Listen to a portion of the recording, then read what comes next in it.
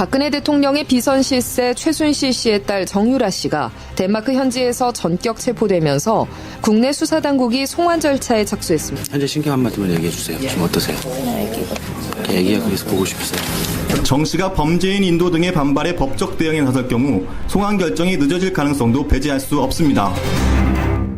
예, 어제 덴마크에서 불법 체류 혐의로 긴급 체포가 된 최순실 씨의 딸 정유라 씨.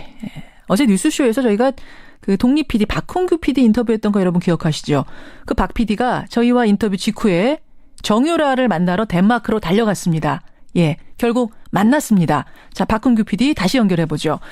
박 PD 나와 계세요? 예. 안녕하세요. 예. 지금 덴마크에 계시는 거죠? 예, 그렇습니다. 예. 덴마크에 지금 올보르그라는 지역에 나와 있습니다. 어제 독일에서부터 한 1000km를 달려서 덴마크에 도착하신 거예요? 네네네. 예. 도착을 해보니 정유라는 어디에 있었습니까? 이쪽 이 지역이 올보르그라는 지역인데요. 예, 예. 이 지역에 있는 그 관할 법원인 올보르 그 법원에 영장 심사를 받기 전에 준비하는 법정 안에서 만났습니다. 그러니까 경찰로 이제 체포된 뒤에 가고 나서 지금 이 구금 기간 연장된 요 재판 받기 직전에 만나신 거군요. 예, 그렇습니다. 예, 그 전에 인터뷰를. 아이는 옆에 없었던가요? 그땐 이미? 예, 아이는 없었고요. 정유라와 그 다음에 정유라를 변호하는 그 덴마크 현지 국선 변호인 이렇게 둘만 있었습니다. 국선 변호인. 가장 중요한 거 어떤 거 물으셨습니까? 마찬가지로 그 좀 이대 입학 부정 입학 관련 부분에 대해서 그 본인이 휴학을 하지 않고 독일로 넘어온 이유 예. 그 부분하고 그다음에 세월호 7시간에 대해서 어떤 최순실 씨 어머니 최순실 씨에 들은 이야기 없는지 예. 그다음에 해외 재산 도피 부분에 대해서 예. 그런 여러 가지들을 좀 이야기를 나눴습니다. 다 녹음하셨지요, 그거? 예, 그렇습니다. 예, 그 녹음분을 저희가 박 PD로부터 받았습니다. 여러분 뭐 다는 못 들려드리고요. 잠깐만 정유라의 목소리로 들어보시죠. 저는 아예 그때 학교를 간 적이 없었고 담당 교수님이고 뭐 하나도 모르는 시절이었어요. 제가 아기를 낳은 지 얼마 안 되고 바로 독일로 왔거든요. 2달 만에 독일로 와서 바로 여기서 말을 탔어요. 그러니까 교수님이 누군지 사실상 이런 거 확인할 수 있는 방법이 하나도 없었어요. 저는 회사 일 같은 건 아예 모르는 게 항상 저희 어머니가 사인만 하게 하셔가지고 저는 아예 내용 안에 건 모르고 제가 박근혜 대통령을 뵙긴 뵀는데요. 네. 마지막으로 뵌 게 저희 아버지 그게 언제예요? 일하실 때 뵀어요. 일단 그 주사 아줌마 백 실장님이 누군지 알 것 같고요. 차은택 씨도 전 딱 한 번 봤어요. 이게 지금 정유라 씨 목소리예요? 예, 그렇습니다. 생각했던 것보다 밝아요. 톤도 높고. 예, 그렇습니다. 사실 처음에 제가 그 법정에 도착해서 정유라 씨를 처음 이렇게 마주했을 때, 예. 상당히 그 수많은 취재진들한테 좀 둘러싸여 있고, 예. 그 안에 법정에서 좀 당한 모습이 명확했는데, 이후에 이제 그런 질문들을 주고받고 이야기를 이어나가는 상황에서는 예. 상당히 좀 차분하게 냉정하게 하는 모습을 유지를 하면서 본인이 어떤 해명하고 싶은 이야기들을 좀 적극적으로 이렇게 표현하는 그런 모습을 좀 엿볼 수 있었습니다. 적극적으로 해명하는 이 얘기는 그러니까 이런 질문이 나오면 난 이렇게 대답을 해야지라고 준비된 듯한 모습? 예, 저는 좀 그렇게 느꼈습니다. 왜 그러냐면은 일단 예. 뭐 백 실장이라든가 차은택 부분 같은 경우는 사전에 저희가 질문하지 않은 질문임에도 불구하고 자기가 본인이 먼저 이야기를 하면서 해명하는 모습을 보였고요. 그다음에 어떤 이대 그 부분에 대해서도 굉장히 그 당시 상황을 잘 이렇게 설명하는 부분들을 엿보면서는 예. 좀 사전에 이런 부분들에 대해서 본인이 이렇게 해명을 해야 되겠다라는 사전 어떤 준비, 그렇지 않으면 또 변호사와의 충분한 교감. 이런 부분이 있지 않았나. 좀 그런 의구심이 좀 들었습니다. 그래서 사실은 이게 긴급하게 체포가 됐다 그래서 또 아이도 막 같이 데려오고 이랬다고 해서 상당히 당황하고 뭔가 좀 막 나이도 어리니까 울고 있고 이럴 줄 알았는데 당당하게 담담하게 준비된 듯한 답변을 적극적으로 해명하는 모습에 좀 놀라셨겠군요. 예, 그렇습니다. 예. 지금 질문 내용들을 잠깐 보니까요.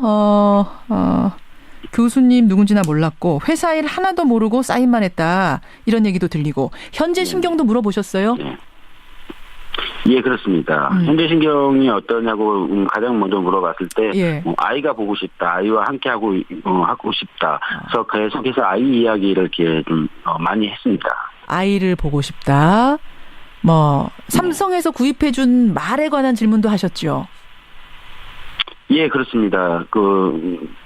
삼성에서 사실상 고가의 말을 구입을 해줘서 현재 정유라가 씨가 있던 집에서 불과 10분 거리에 승마장이 있기 때문에 혹시 그 말을 승마장에 아직 있고 그 말로 계속해서 어떤 승마 연습을 하지 않았나라는 좀 의구심이 있어서 그 말이 지금 현재 남아 있느냐고 물었을 때 삼성에서 나와서 말과 차를 모두 내려간다고 해서 본인은 그냥 그러라고 했고요. 그래서 자기는 현재 본인의 새끼 말과 한국에서 데려온 말 한 필만이 이곳에 있다라고 이야기를 하기도 했습니다. 삼성에서 구해준 말은 차와 말은 가져간 걸로 알고 있다. 삼성에서 온 거라는 건 알고 있어요? 인정해요? 삼성에서 나와서 직접 만나서 본인한테 가져가겠다고 이야기를 했다라고 했습니다. 그래요. 엄마 최순실 씨와의 관계도 혹시 물어보셨습니까? 최순실 씨와의 관계는 사실상 본인이 이제 미성년자일 때 어떤 임신을 하다 보니까는 좀 갈등과 번복이 있었던 것 같습니다.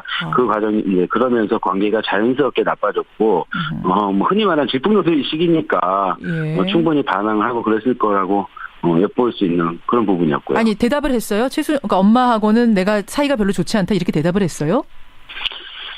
예, 그 부분은 이제 세월호 7시간 부분에 대해서 질문을 주고받을 때, 그러니까 그 전에 이제 박근혜 대통령을 박근혜 이모라고 호칭을 할 정도로 이야기가 많이 나오는데 본인이 그런 이야기를 들어봤냐라고. 그러니까 정유라 씨, 박근혜 대통령을 진짜 이모라고 부르면서 이렇게 좀 친하게 지내세요? 이렇게 물어보신 거예요?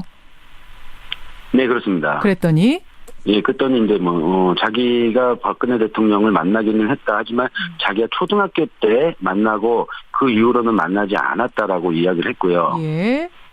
세월호 7시간에 관련해서 그러면 세월호 7시간 대해서 엄마인 최순실 씨부터 어떤 들은 얘기가 있지 않느냐라고 했을 때 그때 당시에는 자기가 임신을 하고 있는 시기였고 바로 그 시때 그 임신으로 인해서 최순실 씨와의 관계가 안 좋아서 자기가 그 부분에 대해서는 전혀 알지 못한다라고 이렇게 이야기를 했죠.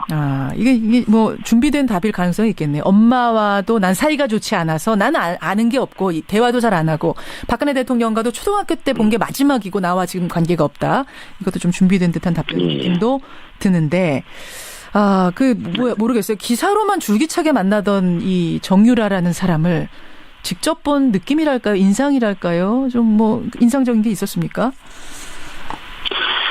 사실상 지금 정유라 씨가 96년생입니다. 예. 한국 나이로 지금 21살? 네, 그 정도 되는데 저도 그 또래의 조카가 있기 때문에 직접 이렇게 봤을 때, 법정에서 봤을 때는 굉장히 좀 많이 당황하는 모습, 그 다음에 입술이 굉장히 메말라 있어서, 상당히 심적으로 지금 고심이 많이 하고 있고, 고민이 많겠구나라는 모습을 봐서는 개인적으로는 좀 안타까운 마음이 좀 들었고요.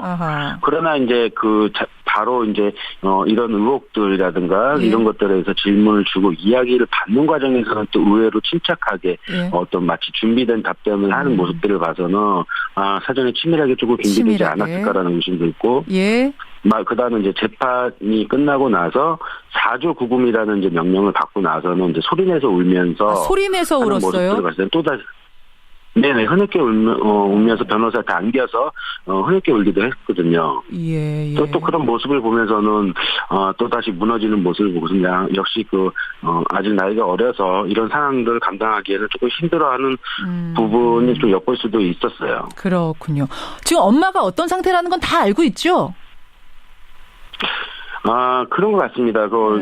계속해서 기사라든가, 그 다음에 한국에서 이경재 변호사하고의 어떤. 엄마 변호인. 그런, 해서 인터뷰 중에, 현재 변호사가 있느냐, 변호사 선임했느냐를 했을 때, 서울에서 이경재 변호사가 도와주고 있다라고 이야기를 했고요. 예. 그래서 제가 묻고자 했던 거는 독일 이쪽 덴마크나 독일에서 변호사 선임했냐라는 질문이었는데 본인이 이제 이경재 변호사가 서울에서 이렇게 도와주고 있다라는 이야기를 해서 서울에서도 예, 이경재 변호사의 어떤 법적 조력을 받고 있구나라는 것들을 이제 감지할 수가 있어요. 알겠습니다. 지금 청취자들이요. 정유라 씨 목소리를 조금 더 들려달라 이런 요청이 막 들어오는데 일단 저희가요.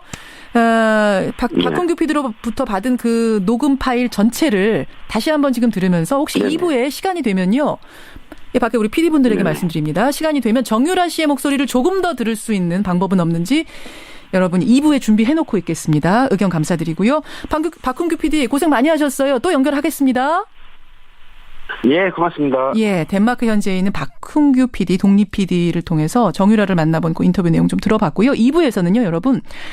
정유라에게 학점 특혜를 준 류철균 교수, 이인화 교수, 이제 필명이 이인화죠. 이분의 이 사람에 대해서 그 답안지를 최초 공개한 김병욱 의원을 만나겠습니다. 도대체 어떻게 이런 엉터리 답안지가 나오게 됐으며 조교에게 협박까지 할 수가 있었는지 이 뒷이야기 2부에서 함께하죠. 예, 박흥규 PD 만났습니다.